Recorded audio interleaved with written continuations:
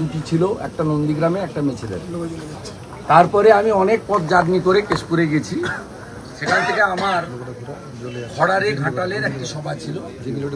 আমি কেশপুরের সভা থেকে গাড়িতে উঠার পরে আমার কোলাঘাটে একটা রেন্টাল গেস্ট হাউস আছে, মাসে ভাড়া দিয়ে এখানে থাকি।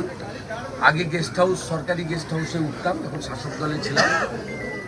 আমি যদিও বিরোধী দলনেতা, গেস্ট হাউসের আমি চাইলে পেতে পারি, কিন্তু আমি নিই না।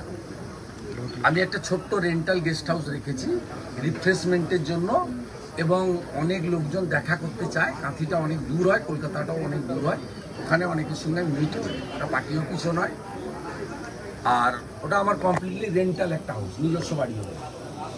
তা আমার ওখান থেকে যে কেয়ারটেকার ছেলেটি আছে বলল, স্যার কিছু সিভিল ড্রেসে আইপ্যাকের ছেলে আর সিআই ওসি কোলাঘাটের, তারা তমলুকের সিআই কোলাঘাটের ওসি, তারা কাউকে না বলে এখানে ঢুকেছে এবং আপনার বেডরুমে ঢুকে গেছে।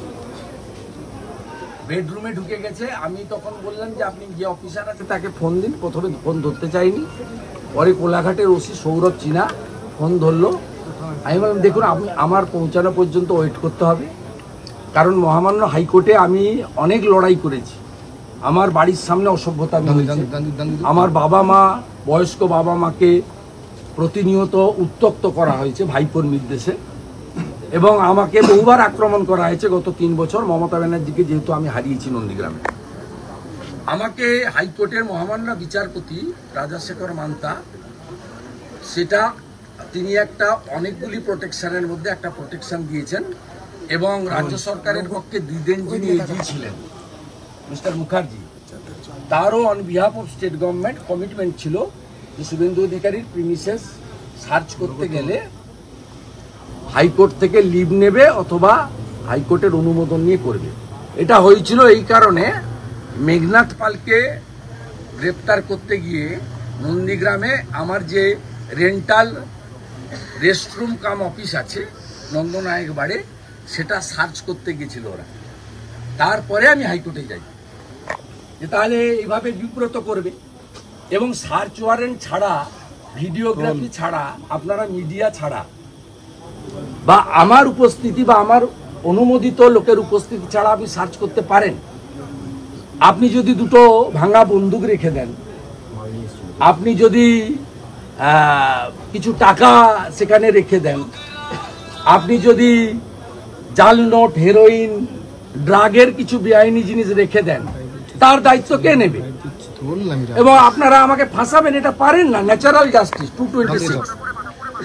আমি ওরা ওখানে শুনতে চাইনি। পরবর্তীকালে আমি আমার রাজনৈতিক সহকর্মী যারা আছেন, বামদেব গুচ্ছাই, দেবব্রত পট্টনায়ক, সিন্টু সেনাপতিদের খবর দিই যে ভাই আমার পৌঁছানো পর্যন্ত তোমরা যাও এবং ওদেরকে বলো এই কাজটা করতে না।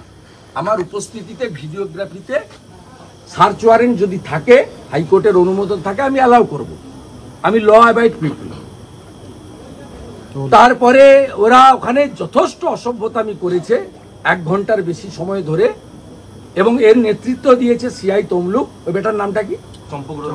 চম্পক রঞ্জন চৌধুরী, আর যিনি নন্দীগ্রামে গণহত্যার সময় নন্দীগ্রামের ওসি ছিলেন, আর এখানে ওসি সৌরভ চিনা।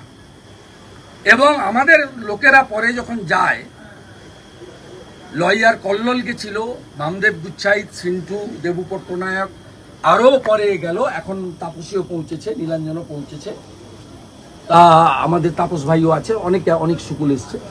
তারপরে তারা আমাকে বলছে যে আইপ্যাকের লোকজনও সাথে ছিল, এবং তারা ছোট হাতিতে করে, বস্তায় করে কিছু নয় অস্ত্র, নয় ড্রাগ, নয় টাকা নিয়ে গেছিল।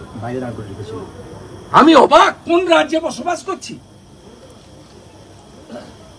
আপনি ইসিআইর অনুমোদন নেবেন না, হাইকোর্টে কমিট করেছেন, সার্চ ওয়ারেন্ট নেবেন না, ভিডিওগ্রাফি করবেন না, মিডিয়াকে ডাকবেন না, leader of opposition, equivalent to cabinet minister, এবং হাইকোর্টে আমার প্রোটেকশন আছে। আপনার মুখ্যমন্ত্রী সুপ্রিম কোর্টে গেছিল, সুপ্রিম কোর্ট হাইকোর্টে ফিরিয়ে দিয়েছে, স্টে দেয়নি, আপনার আবেদন শোনেনি, তারপরেও আপনি এই জিনিস করবেন।